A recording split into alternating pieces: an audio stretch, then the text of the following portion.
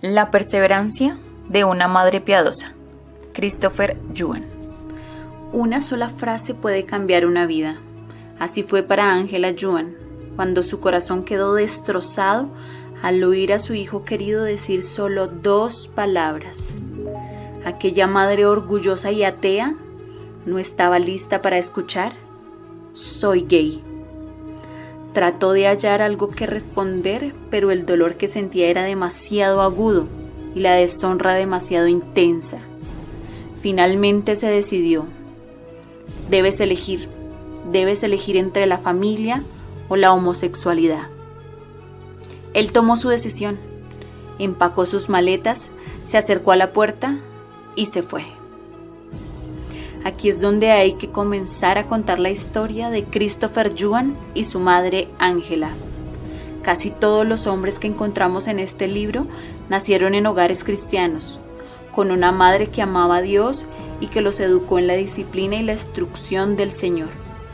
Pero esta historia es diferente, porque los padres de Christopher eran ateos, y antes de que Dios pudiera realizar su obra en él, tenía que realizarla en su madre. Antes que Dios pudiera salvar a Christopher, tendría que salvar a Angela, y a través de ella demostrar la perseverancia de una madre piadosa.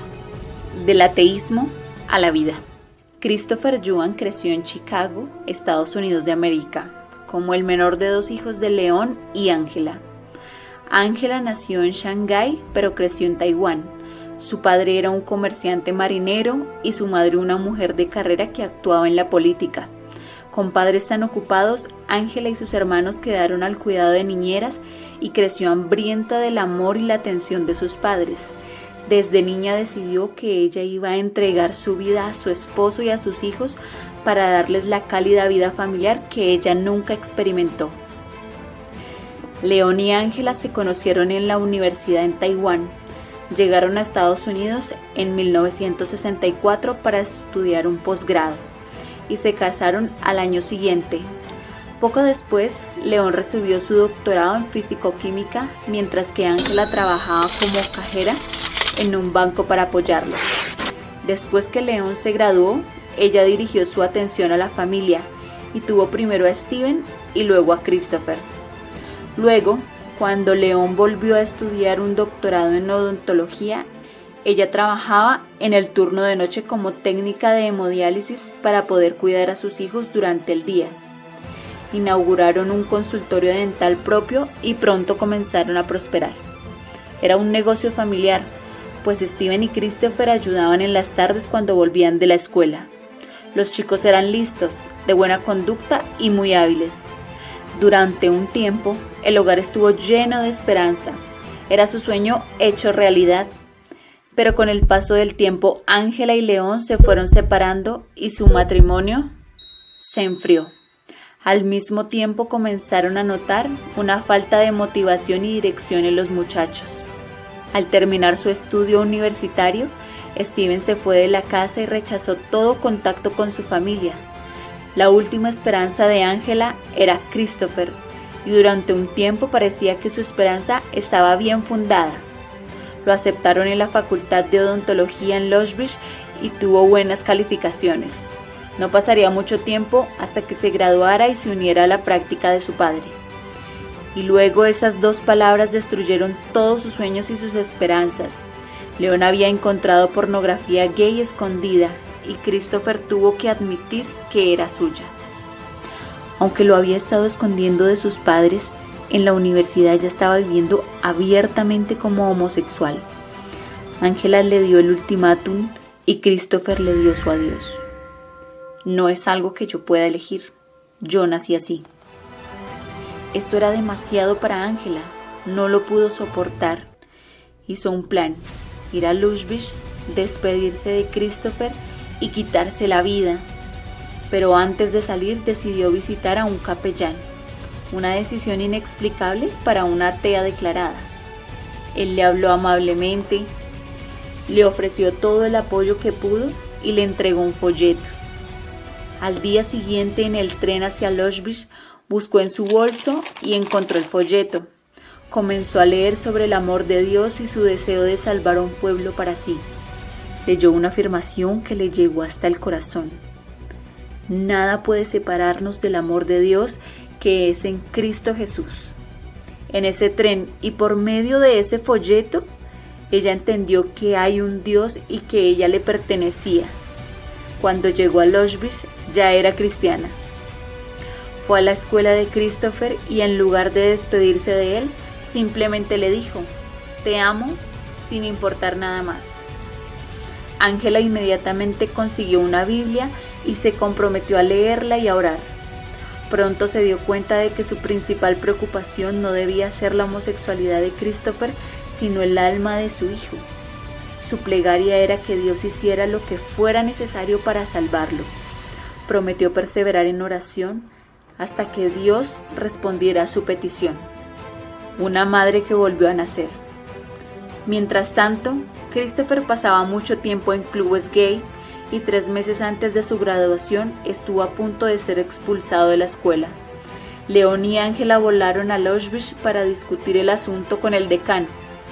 Para sorpresa de Christopher, su madre le dijo al decano que no era tan importante que Christopher llegara a ser dentista, sino que lo más importante era que llegara a ser un seguidor de Cristo. La educación y la carrera ahora eran mucho menos importantes para ella. Lo más importante era que sus hijos siguieran al Señor. Christopher se enojó tanto que se volcó de lleno a organizar fiestas y eventos para homosexuales.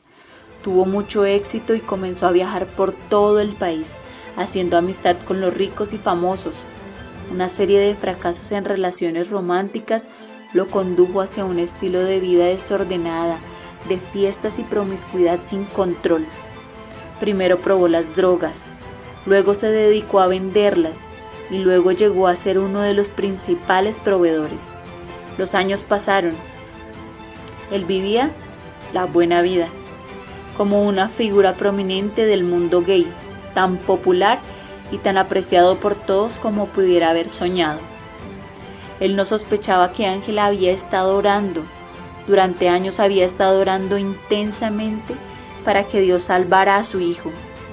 Había adoptado un cuarto de baño que no se usaba en la casa para que fuera el cuarto de oración, y pasó ahí muchas horas orando y estudiando su Biblia cada mañana. Tanto oraba que sus rodillas se endurecieron con callos. Todos los lunes los dedicaba a la oración y el ayuno, y en una ocasión incluso estuvo ayunando durante 39 días seguidos.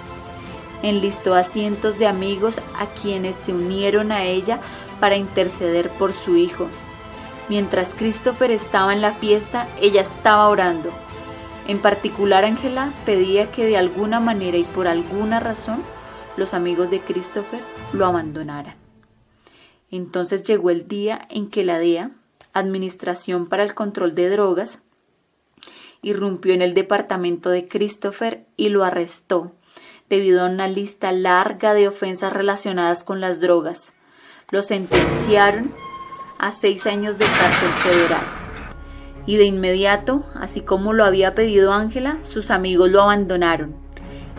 Estaba completamente solo, enfrentando 6 años difíciles de su vida, sin contar con ningún otro recurso. Levantó el teléfono y llamó a casa. «Mamá, estoy en la cárcel». La respuesta de Ángela no fue de desprecio, sino de gratitud. Después de todo, ella había orado para que Dios hiciera lo que fuera necesario, y Él lo había hecho. Ella decidió comenzar a contar sus bendiciones. Decidió deliberadamente y en oración anotar sus motivos para estar agradecida. Garabateó la primera bendición en un trozo de papel arrancado de una máquina calculadora. Christopher está en un lugar seguro y nos llamó por primera vez. Esa lista creció más y más, y ella seguía orando, ayunando, perseverando en sus súplicas a Dios. Dios comenzó a responder. En su tercer día en la cárcel, Christopher caminó junto a un montón de basura y notó que había un libro. Lo recogió y vio que era un Nuevo Testamento de los Gedeones completamente nuevo. No tenía nada que hacer, así que volvió a su celda y comenzó a leer. Lo leyó todo y luego lo volvió a leer, una y otra vez.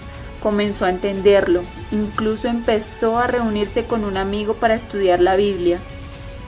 Y luego recibió una noticia repentina y devastadora. Su examen de sangre había dado positivo para el virus del VIH. Poco tiempo después lo transfirieron a otra prisión donde encontró estas palabras escritas por debajo de la litera de arriba. Si estás aburrido, lee Jeremías 29:11.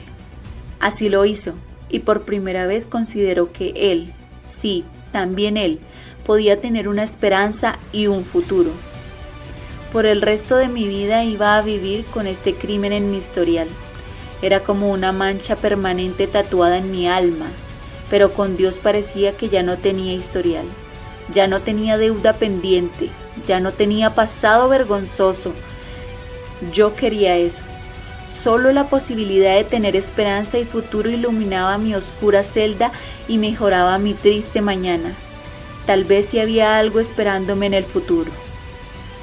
Su conversión a Cristo no fue algo que él puede señalar en un momento específico, pero no se podía negar que había llegado a confiar en Cristo para ser salvo. Anhelaba contarle a otros sobre Jesús e incluso quería predicar el Evangelio dentro de la prisión. Pronto comprendió que tendría que lidiar con el asunto de su sexualidad. Buscando en la Biblia decidió que para honrar a Dios primero debía establecer su verdadera identidad. No soy un cristiano homosexual ni un cristiano heterosexual. No soy un cristiano chino ni un cristiano masculino. Simplemente soy un cristiano. Esta es mi identidad principal. Decidió que buscaría diligentemente vivir la sexualidad santa, que ésta tiene uno de dos caminos: la fidelidad en el matrimonio entre esposo y esposa o la castidad en la soltería. ¿Y cómo respondió Ángela a la profesión de fe de Christopher? No estaba acostumbrada a que Christopher hablara tanto de Dios y tan naturalmente. Cada vez que mencionaba a Dios era casi un choque eléctrico para mí. Solo 8 meses atrás él estaba todavía expresando su total animadversión contra Dios y contra el cristianismo. 8 meses, casi no lo podía creer. En cierto sentido, las respuestas a sus oraciones habían estado llegando durante años, pero en otro sentido, ella solo podía maravillarse de lo rápida y completa que había sido la respuesta de Dios. Finalmente llegó el día en que cumplió todo su tiempo en prisión y fue liberado. Inmediatamente comenzó sus estudios en el Instituto Bíblico Moody, luego en la Escuela de Graduados de Wheaton, donde obtuvo una maestría en artes en exégesis bíblica, y finalmente en el Seminario Bethel, donde recibió su doctorado. Hoy en día enseña en Moody y viaja a muchos países a predicar en iglesias, cárceles y universidades. En cuanto a Ángela, ella viaja con Christopher cubriendo todos sus eventos y compromisos con oración. Christopher la considera como una compañera integral de ministerio. Mamá es y siempre será mi guerrera de oración. Madres, tal vez también ustedes han conocido a Jesús tarde en la vida, después que sus hijos ya no viven en casa. Tal vez también ustedes estén soportando el dolor de ver cómo sus hijos rechazan al Salvador, a quienes ustedes han aprendido a amar. Aprendan de Ángela que Dios está trabajando en medio del dolor. Y aprendan de Ángela que Dios trabaja por medio de las oraciones de una madre. Muchas veces el mejor ministerio a favor de tus hijos perdidos es un ministerio que ellos nunca alcanzarán a ver. El de las oraciones diarias llenas de fe, en lo privado de tu habitación. Y lo que le ayudó a Ángela a seguir adelante en todos esos años fue la renovación diaria de la palabra de Dios. Indudablemente Dios utilizó las oraciones de Ángela, sus plegarias constantes para salvar a su hijo, y sucede que también a su esposo y a su padre. Primero Dios sacó a Christopher de este estilo de vida imprudente y peligroso, y lo separó de esas amistades superficiales y luego lo atrajo hacia Cristo. Como la viuda persistente, mi madre bombardeó el cielo con sus oraciones. Es lo que cuenta Christopher. Ella fue implacable en su bombardeo del cielo hasta que Dios respondió a sus plegarias, hasta que Dios respondió a su perseverancia. Tiempo para reflexionar. Me encanta que esta historia sea un verdadero aliento para las mamás que perdieron la oportunidad de instruir a sus hijos de pequeños. Aquí se nos presenta un cuadro de muchísima esperanza, que nadie está fuera del alcance de Dios, ni siquiera el hijo más descarriado, que Dios puede redimir cualquier cosa. Incluso nuestros errores como padres, que Dios puede hacerlo todo, y debemos orar sabiendo que Dios puede hacer cualquier cosa en la vida de nuestros hijos. Si hemos de cometer un error como madres, no será el de orar demasiado. Me gusta mucho saber que nuestro ministerio más importante a favor de nuestros hijos es algo que ellos no nos ven hacer. Es traerlos constantemente delante del trono de Dios, es ser persistentes en una postura constante de oración por su alma, por su proyecto de vida, por su ministerio, por su familia presente o futura. Creo que esa es la parte más desafiante de la historia de Christopher. ¿Qué estamos haciendo con el privilegio y la oportunidad que tenemos de orar por nuestros hijos? En todo el mundo no hay nadie que va a orar por ellos como su madre. Entonces, ¿estamos asumiendo esa responsabilidad con la debida seriedad? Sé que yo no lo he hecho.